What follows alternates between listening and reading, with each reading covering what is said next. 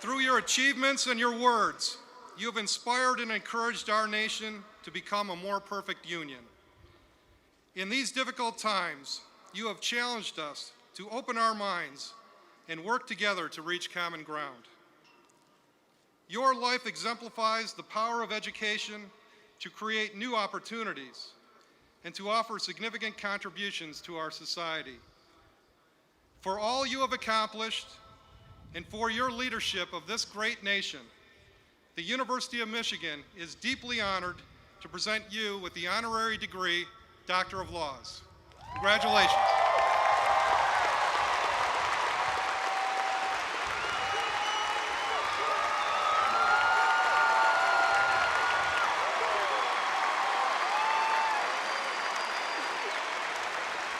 By the authority of the state of Michigan, vested in the Board of Regents and by them delegated to me, I now confer upon you, Barack H. Obama, the degree Doctor of Laws, and admit you to all of its rights, honors, and privileges.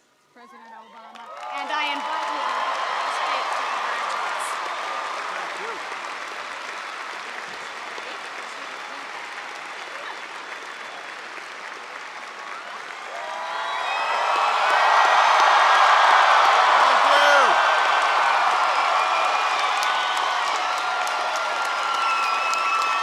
Thank you. Thank you very much. Thank you. Thank you so much. Thank you very much. Thank you. Thank you, everybody. Please be seated. Oh, I love you back. It is great to be here in the big house.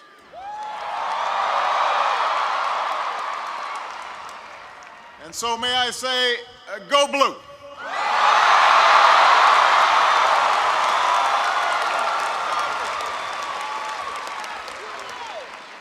I thought I'd go for the cheap applause line to start things off.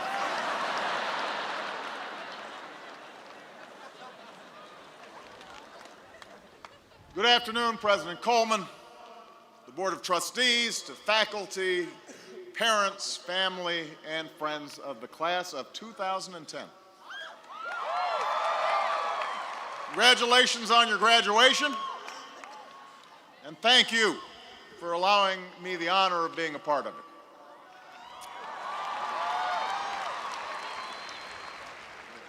Let me acknowledge your wonderful governor, Jennifer Granholm,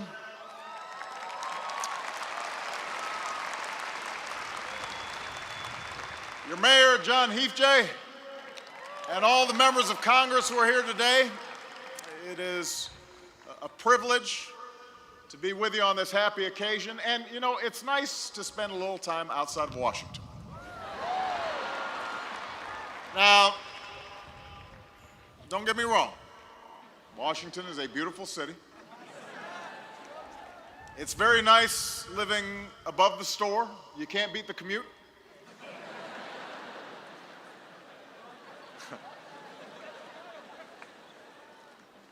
It's just sometimes all you hear in Washington is the clamor of politics, and all that noise can drown out the voices of the people who sent you there. So when I took office, I decided that each night I would read 10 letters out of the tens of thousands that are sent to us by ordinary Americans every day. This was my modest effort to remind myself of why I ran in the first place. And some of these letters tell stories of heartache and struggle. Some express gratitude. Some express anger. I'd say a good solid third call me an idiot, which is how I know that I'm getting a good representative sample.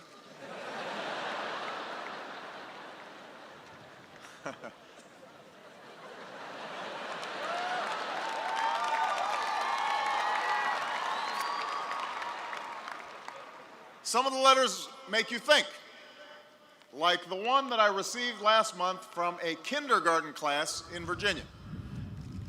Now, the teacher of this class instructed the students to ask me any question they wanted.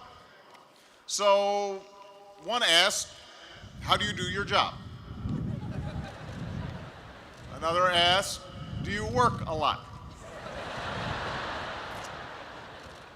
Somebody wanted to know if I wear a black jacket or if I have a beard. So clearly they were getting me mixed up with the other tall guy from Illinois.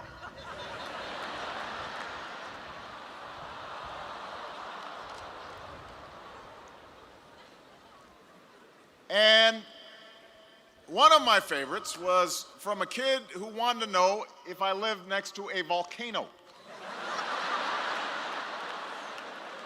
I'm still trying to piece the thought process on this one.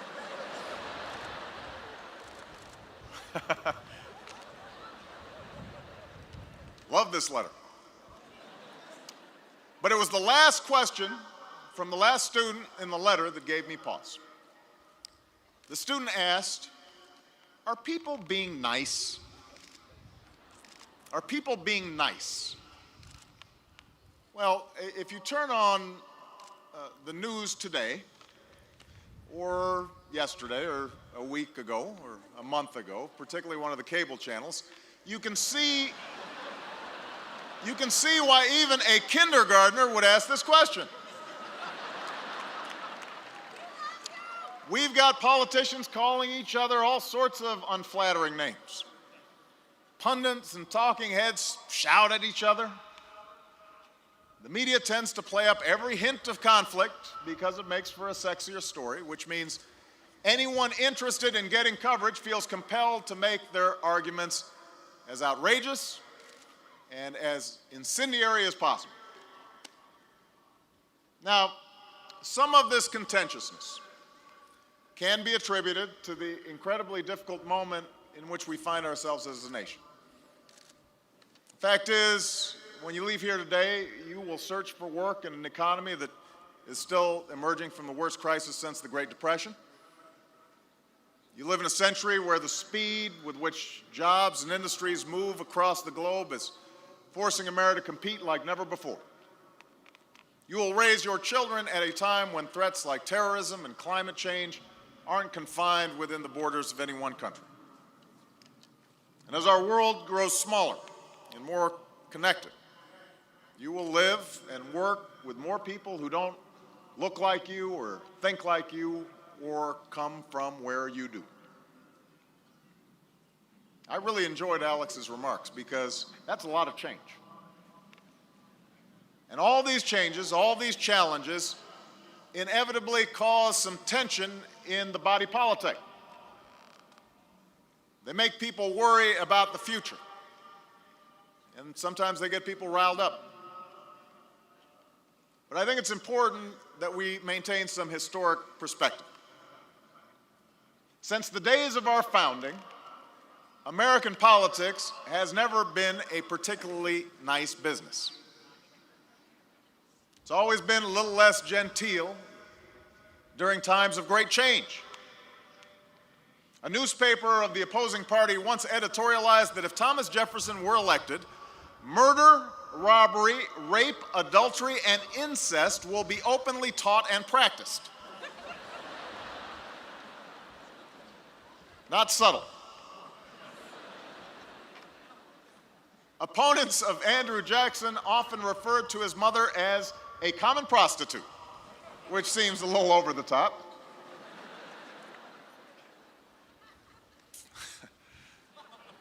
Presidents from Teddy Roosevelt to Lyndon Johnson have been accused of promoting socialism or worse. And we've had arguments between politicians that have been settled with actual duels. There was even a caning once on the floor of the United States Senate, which I'm happy to say didn't happen while I was there. It was a few years before.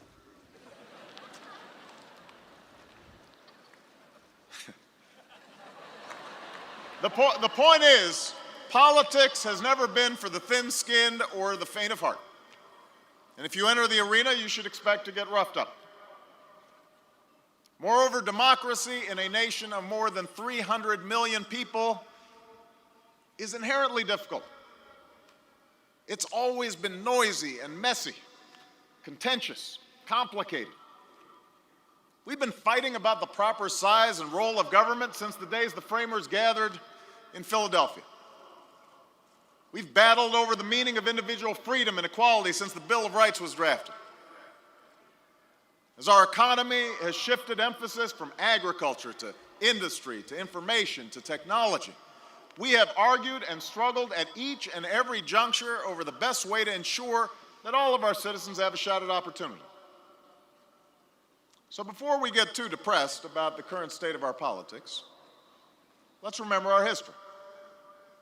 The great debates of the past all stirred great passions. They all made somebody angry, and at least once led to a terrible war.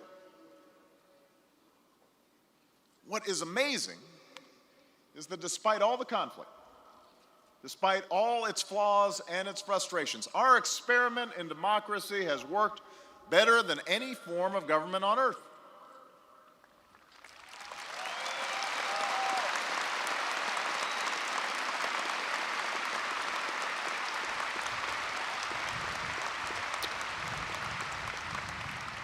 On the last day of the Constitutional Convention, Benjamin Franklin was famously asked, "Well, doctor, what have we got?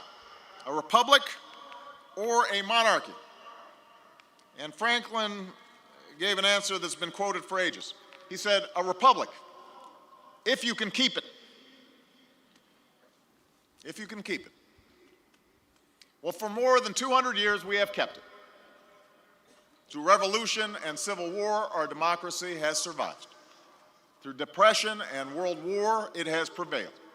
Through periods of great social and economic unrest, from civil rights to women's rights, it has allowed us slowly, sometimes painfully, to move towards a more perfect union. And so now, class of 2010, the question for your generation is this: how will you keep our democracy going? At a moment when our challenges seem so big and our politics seem so small, how will you keep our democracy alive and vibrant? How will you keep it well in this century? Now, I'm not here to offer some grand theory or detailed policy prescription, but let me offer a few brief reflections based on my own experiences and the experiences of our country over the last 2 centuries.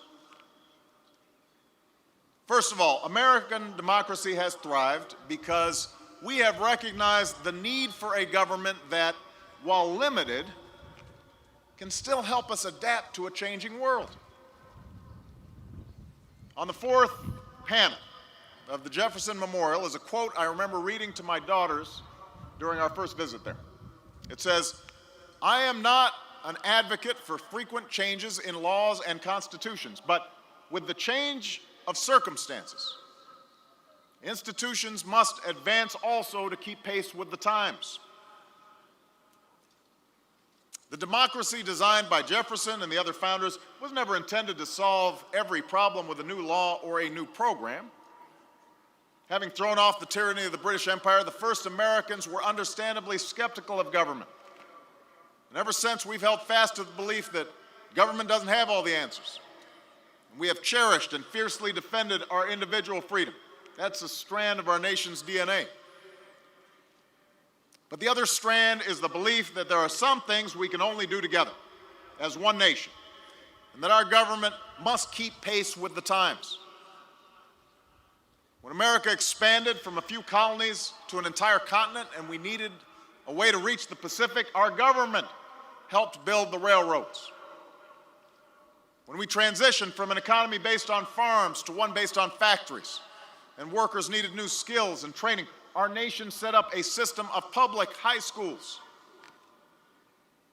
When the markets crashed during the Depression and people lost their life savings, our government put in place a set of rules and safeguards to make sure that such a crisis never happened again, and then put a safety net in place to make sure that our elders would never be impoverished the way they had been.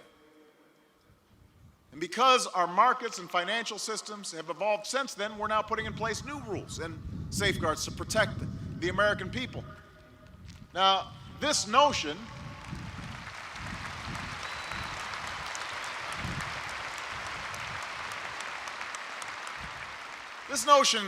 class, hasn't always been partisan. It was the first Republican president, Abraham Lincoln, who said the role of government is to do for the people what they cannot do better for themselves. And he'd go on to begin that first intercontinental railroad and set up the first land-grant colleges. It was another Republican, Teddy Roosevelt, who said the object of government is the welfare of the people. And he's remembered for using the power of government to break up monopolies and establish our national park system.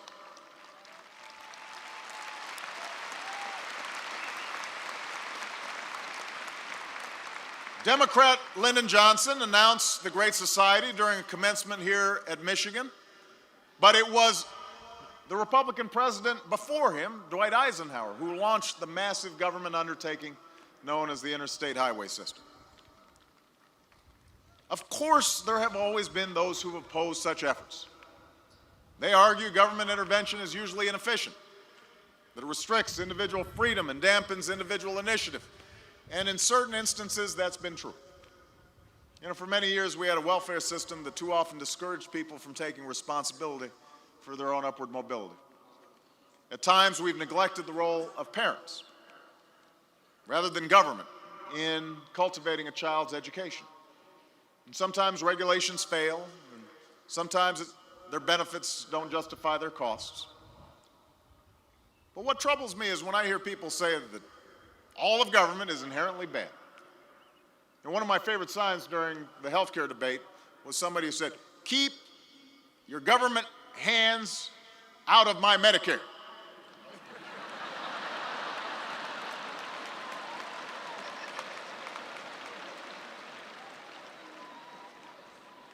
Which is essentially saying, keep government out of my government-run healthcare plan. You know, when our government is spoken of as some menacing, threatening, foreign entity, it ignores the fact that in our democracy, government is us. We, the people, hold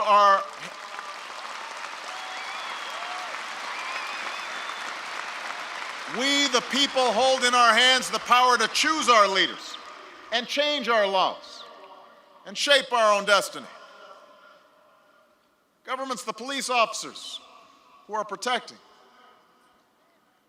our communities and the servicemen and women who are defending us abroad.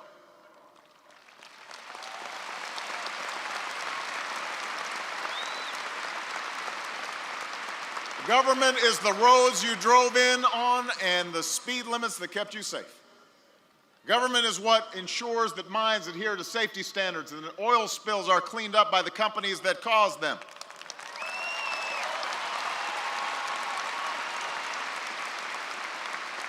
Government is this extraordinary public university, a place that's doing life-saving research and catalyzing economic growth and graduating students who will change the world around them in ways big and small.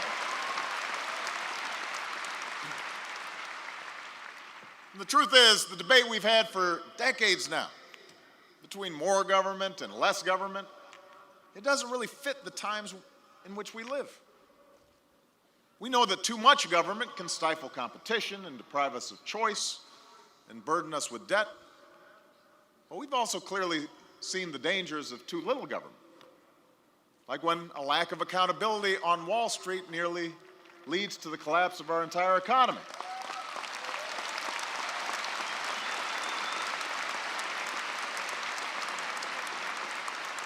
So, class of 2010, what we should be asking is not whether we need big government or a small government, but how we can create a smarter and better government. Because in an era of iPods and TiVo, where we have more choices than ever before, even though I can't really work a lot of these things, but I have 23-year-olds who do it for me. Government shouldn't try to dictate your lives, but it should give you the tools you need to succeed. Government shouldn't try to guarantee results, but it should guarantee a shot at opportunity for every American who's willing to work hard. So yes, we can and should debate the role of government in our lives.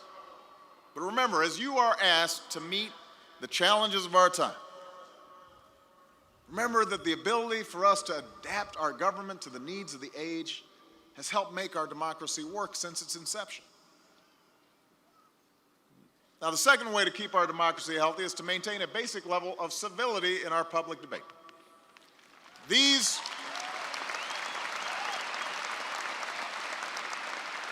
arguments we're having over government and health care and war and taxes, these are serious arguments. They should arouse people's passions. And it's important for everybody to join in the debate with all the vigor that the maintenance of a free people requires. But we can't expect to solve our problems if all we do is tear each other down. You can disagree with a certain policy without demonizing the person who espouses it. You can question somebody's views and their judgment without questioning their motives or their patriotism.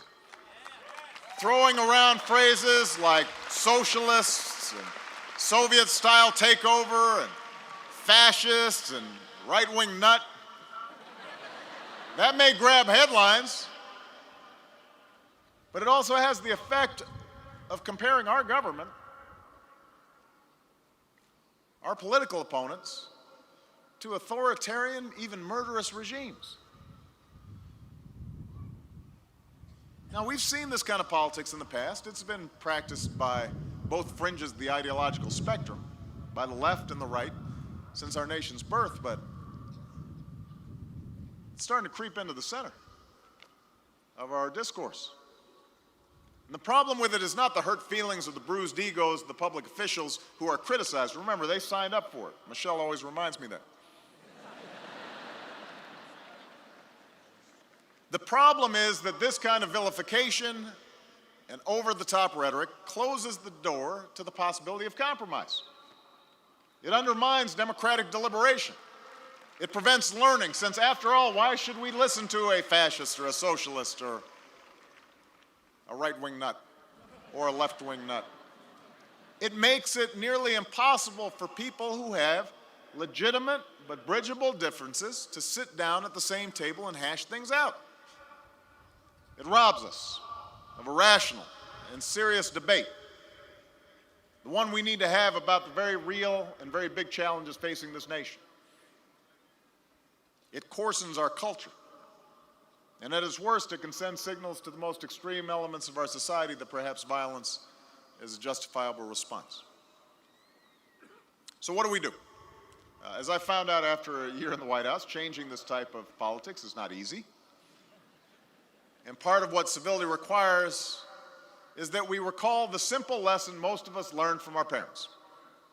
Treat others as you would like to be treated, with courtesy and respect.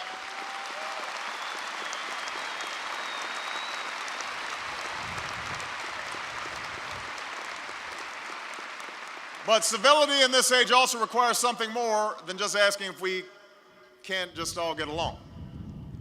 Today's 24/7 echo chamber amplifies the most inflammatory sound bites louder and faster than ever before.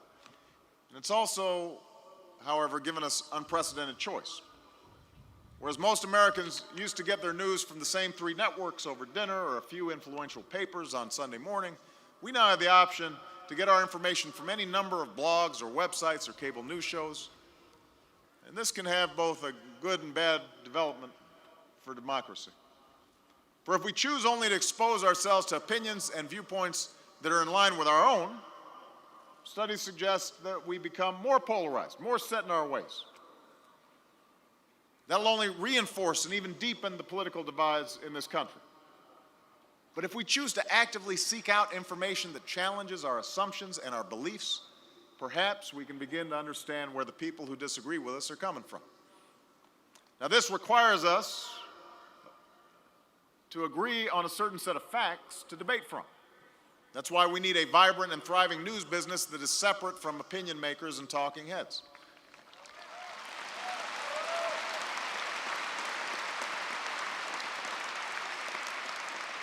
That's why we need an educated citizenry that values hard evidence and not just assertion.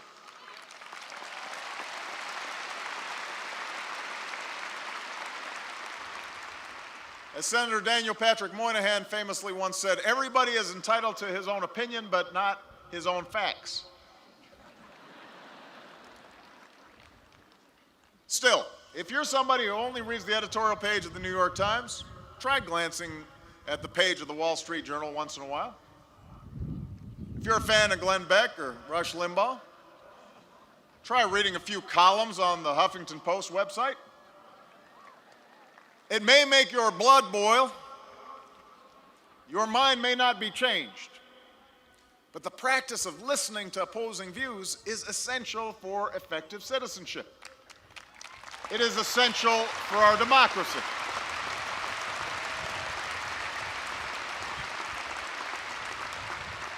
And so too is the practice of engaging in different experiences with different kinds of people.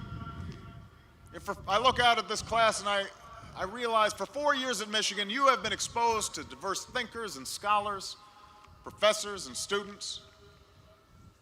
Don't narrow that broad intellectual exposure just because you're leaving here. Instead, seek to expand it. If you grew up in a big city, spend some time with somebody who grew up in a rural town. If you find yourself only hanging around with people of your own race or ethnicity or religion, include people in your circle who have different backgrounds and life experiences. You'll learn what it's like to walk in somebody else's shoes, and in the process, you will help to make this democracy work.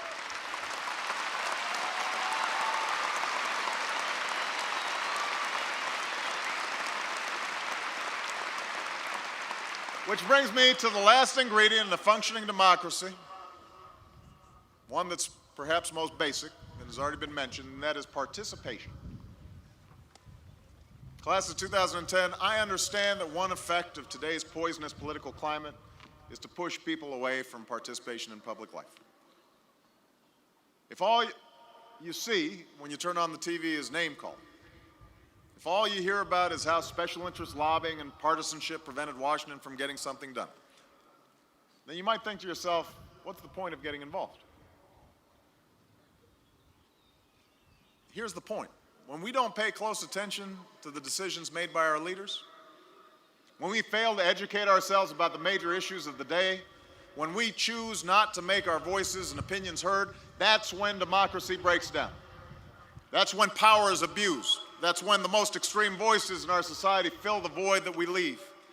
That's when powerful interests and their lobbyists are most able to buy access and influence in the corridors of power, because none of us are there to speak up and stop them.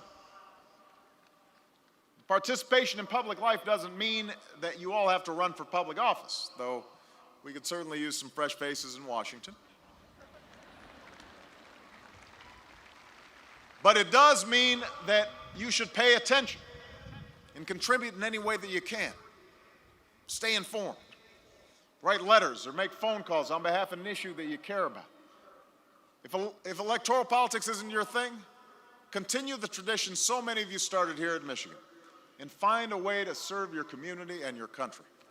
An act that will help you stay connected to your fellow citizens and improve the lives of those around you. You know, it was 50 years ago that a young candidate for president came here to Michigan and delivered a speech that inspired one of the most successful service projects in American history. And as John F. Kennedy described the ideals behind what would become the Peace Corps, he issued a challenge to the students who had assembled in Ann Arbor on that October night. On your willingness to contribute part of your life to this country, he said, will depend the answer whether a free society can compete. I think it can, he said.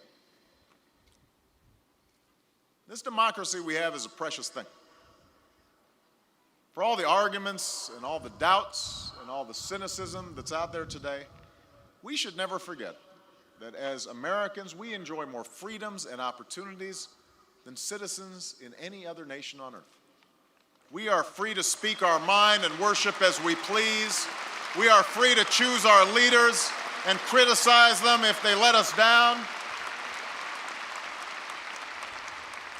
We have the chance to get an education and work hard and give our children a better life. None of this came easy.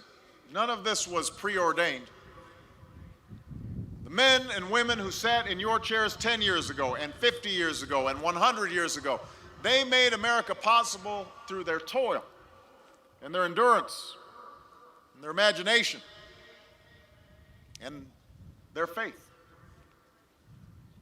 Their success and America's success was never a given. And there is no guarantee that the graduates who will sit in these same seats 10 years from now or 50 years from now or 100 years from now will enjoy the same freedoms and opportunities that you do. You too will have to strive. You too will have to push the boundaries of what seems possible. For the truth is, our nation's destiny has never been certain. What is certain, what has always been certain, is the ability to shape that destiny. That is what makes us different. That is what sets us apart. That is what makes us Americans. Our ability at the end of the day to look past all our differences and all of our disagreements and still forge a common future. And that task is now in your hands, as is the answer to the question posed at this university half a century ago about whether a free society can still compete. If you are willing, as past generations were willing, to contribute part of your life to the life of this country, then I, like President Kennedy, believe we can, because I believe in you. Congratulations on your graduation 2010. May God bless you, and may God bless the United States of America. Thank you.